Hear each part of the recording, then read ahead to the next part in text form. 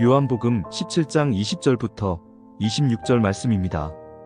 내가 비웃는 것은 이 사람들만 위함이 아니요 또 그들의 말로 말미암아 나를 믿는 사람들도 위함이니 아버지여 아버지께서 내 안에 내가 아버지 안에 있는 것 같이 그들도 다 하나가 되어 우리 안에 있게 하사 세상으로 아버지께서 나를 보내신 것을 믿게 하옵소서. 내게 주신 영광을 내가 그들에게 주었사오니 이는 우리가 하나가 된 것 같이 그들도 하나가 되게 하려 함이니이다. 곧 내가 그들 안에 있고 아버지께서 내 안에 계시어 그들로 온전함을 이루어 하나가 되게 하려 함은 아버지께서 나를 보내신 것과 또 나를 사랑하심 같이 그들도 사랑하신 것을 세상으로 알게 하려 함이로소이다. 아버지여 내게 주신 자도 나 있는 곳에 나와 함께 있어 아버지께서 창세 전부터 나를 사랑하심으로 내게 주신 나의 영광을 그들로 보게 하시기를 원하옵나이다. 의로우신 아버지여 세상이 아버지를 알지 못하여도 나는 아버지를 알았사옵고 그들도 아버지께서 나를 보내신 줄 알았사옵나이다. 내가 아버지의 이름을 그들에게 알게 하였고 또 알게 하리니 이는 나를 사랑하신 사랑이 그들 안에 있고 나도 그들 안에 있게 하려 함이니이다. 아멘. 네, 샬롬. 오늘도 말씀 앞에 나오신 여러분을 축복합니다. 여러분들은 우리가 그리스도인으로 추구해야 할 삶의 태도가 무엇이라고 생각하시나요? 사랑하는 것, 감사하는 것, 절제하는 것, 소망을 잃지 않는 것. 예수님의 여러 가르침이 우리의 삶의 태도가 되어야겠으나 특별히 오늘 본문을 통해 우리가 생각해 보아야 할 삶의 태도는 하나됨에 힘쓰는 일입니다. 오늘 본문을 보니 예수님께서 남겨진 제자들을 위해 기도하시는 장면이 나옵니다. 제자들은 예수님의 승천 이후 여러 핍박 속에 곧 흩어질 것입니다. 그러나 예수님께서 말씀하셨듯 이들에게 임한 성령께서 제자들에게 함께 하심으로 제자들이 다시 하나님 앞에 나아오게 될 것임을 우리는 알고 있습니다. 성령을 통해 예수님께서 제자들을 다시 예수님의 제자로 살아가게 하시는 그 이유가 있습니다. 바로 이들이 감당해야 할 사명 때문입니다. 20절에 볼까요? 예수님의 기도는 이 사람들만의 위함이 아니라고 하십니다. 이 사람들이라 함은 예수님의 제자를 의미합니다. 그러나 예수님께서는 이 사람들만이 아니라 이들을 통해 예수님을 믿게 될 사람들을 위해서도 지금 기도하고 있다 말씀하십니다. 예수님의 기도의 내용은 이렇습니다. 21절. 아버지께서 내 안에 내가 아버지 안에 있는 것 같이 그들도 다 하나가 되어 우리 안에 있게 하사 세상으로 아버지께서 나를 보내신 것을 믿게 하옵소서. 즉 성령을 통해 예수님의 제자로 살아가는 자들에게 주어진 사명은 더 이상 자신들의 믿음에만 초점에 맞춰지지 않습니다. 예수님을 아직 믿지 못하고 있는 자들에게 예수님을 전함으로 그들 역시 예수님께서 하나님이 보내심이심을 믿게 하는 것, 또 그들도 하나님의 사랑을 잊고 있는 자들인 것을 알게 하는 것이 이들의 사명이라는 것이죠. 근데 여러분, 제자들은 예수님과 함께 했고 예수님의 여러 가르침과 기적들을 듣고 보았지만 예수님을 보지도 못하고 듣지도 못한 자들에게 예수님을 믿게 하는 일이 어떻게 가능할까요? 우리가 선교나 전도를 나갈 때 가장 두려운 것이 이러한 부분 아닙니까? 우리는 말씀을 통해 예수님을 믿고 또 알았고 또 여러 신앙의 체험도 있지만 예수님을 들어본 적도 없는 자들에게 어떻게 예수님을 믿게 할 수 있을까? 그냥 전하면 되는 것일까? 전도에 앞서 이런 두려운 마음이 우리를 좀 고민하게 합니다.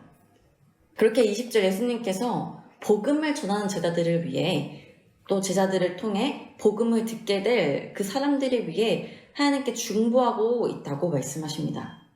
복음을 전하는 자도 복음을 들은 자도 모두가 하나 되어 하나님과 예수님 안에 거하는 것, 이 복음으로 하나됨을 위해 예수님께서는 이미도 우리를 위해 중보하고 계시다는 것입니다.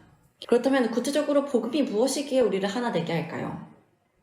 이 답을 알기 위해서는 23절을 통해 왜 예수님께서 우리로 하나가 되게 하려 하시는지를 보면 알 수 있습니다.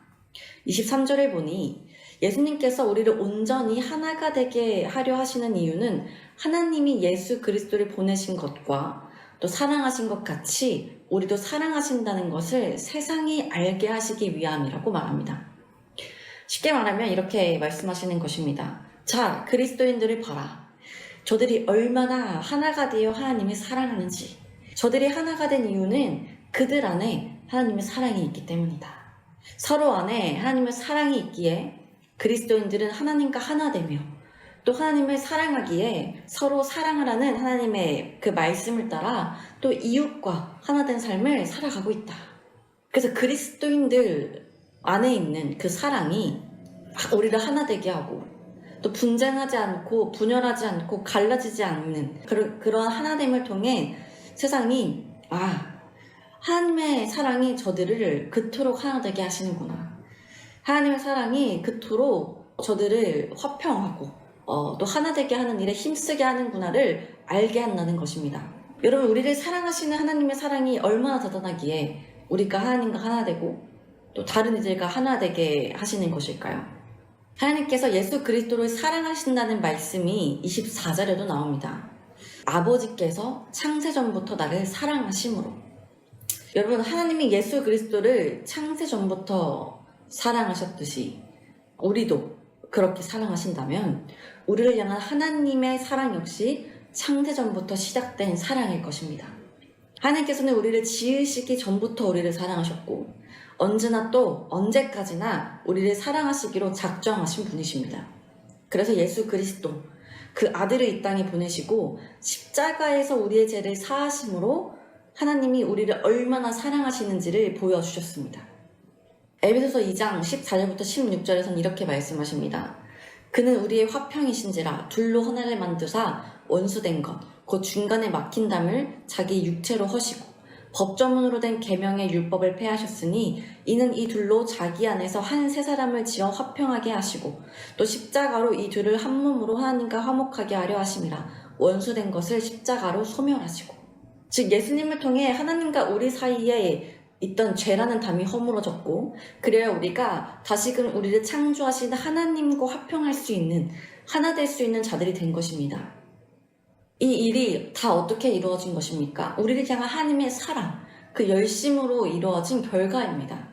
그러니 곧 우리가 하나님과 하나됨이 하나님의 사랑 때문이라는 것을 우리는 알 수 있는 것이죠. 이 하나님의 사랑이 서로 안에 있다고 할 때 이 지체도 하나님이 사랑하셔서 십자가에 예수님이 돌아가셨고 또 나도 하나님이 사랑하셔서 나를 위해 예수님이 십자가에 죽으실 만큼 나를 사랑하셨다면 우리가 어떻게 서로를 미워하며 분쟁하며 싸울 수 있겠습니까? 모두가 하나님이 그토록 사랑하시는 자들인데요. 우리가 서로 사랑하는 것이 곧 우리 안에 하나님의 사랑이 있다는 증거입니다. 결론적으로 세상이 하나님의 살아계심과 그 하나님께서 세상을 사랑하심을 아는 방법, 우리가 복음을 전하는 그 사람이 하나님을 만나게 되는 그 방법은 다른 어떠한 것이 아니라 우리가 하나님을 또 우리가 서로를 사랑하여 하나가 되는 그 모습입니다. 사랑하는 여러분, 우리는 오늘도 세상 가운데 나아갑니다. 또 각자가 그 속에서 품은 영혼들이 있을 것입니다. 복음은 단순히 예수님을 믿으라고 말로만 전해져서는 안 됩니다. 그 복음의 선포와 더불어 우리가 얼마나 하나님을 사랑하는지 또 하나님께서 우리를 또 얼마나 사랑하시는지 그리고 우리가 그 사랑으로 다른 사람들과의 관계에서 얼마나 예수님이 먼저 우리에게 그렇게 행하셨던 그 화평을 이루기 위해 애쓰는지를 드러낼 때 그 복음의 능력이 그 사람들에게 나타날 것입니다. 그래야 그 사람들은 우리의 삶을 보고 예수님을 알고 하나님을 알고 그래야 그 사람들도 역시 하나님이 나를 사랑하시는구나를 느끼게 될 것입니다. 이 일을 위해 26절 예수님께서 우리에게 아버지의 이름을 우리에게 알게 하셨고 또 알게 하신다 말씀하십니다. 또 이 일을 위해 우리에는 친히 거하신다 말씀하십니다. 사랑하는 여러분, 하나님을 사랑한다면 우리가 더욱 하나 되는 일에 힘쓰며 나아갑시다. 서로의 다름을 문제 삼지 않고 서로의 다름을 다투거나 분열하는 이유로 삼지 않고 내 만족과 유익에 따라 관계를 맺지 않는 자들, 도리어 원수된 자들을 사랑함으로 분열하고 갈라진 모든 관계에서 예수님을 따라 십자가의 화평을 행하는 자들이 우리가 되기를 간절히 소망합니다. 그래서 여러분들이 있는 그 직장과 가정, 그 모든 공동체가 여러분으로 인하여서 하나 되는 그 놀라운 일들이 일어나기를 간절히 소망합니다. 기도합시다. 하나님, 오늘도 말씀으로 하루 시작하게 하시니 감사합니다. 하나님, 지금 이 세상은 여러 다름으로 분열하고 있습니다. 자신의 유익과 만족을 따라 하나됨을 추구하며 또 그것이 맞지 않을 때에는 언제든 다시 분열하는 것이 지금의 모습입니다. 주님, 예수님의 제자로 살아가는 우리는 어떠합니까? 이러한 세상의 분열을 힘들어하면서도 우리 역시 교회 안에서, 직장 안에서, 가정 안에서 세상과 똑같은 모습으로 서로를 미워하고 다투고 시기하며 살아가고 있지는 않습니까? 주님, 오늘 이 아침 우리에게 주신 말씀을 기억하며 우리가 하나됨을 힘쓰며 살아가게 하여 주옵소서. 하나님이 우리를 사랑하신 것처럼 우리도 하나님을 사랑함으로 하나 되게 하시고 그 사랑을 아는 자들로 모든 관계 속에 우리의 유익과 만족, 우리의 가치와 편협한 이기주의를 내려놓고 화평을 행하며 하나님을 힘쓰는 자들 될 수 있도록 인도하여 주옵소서.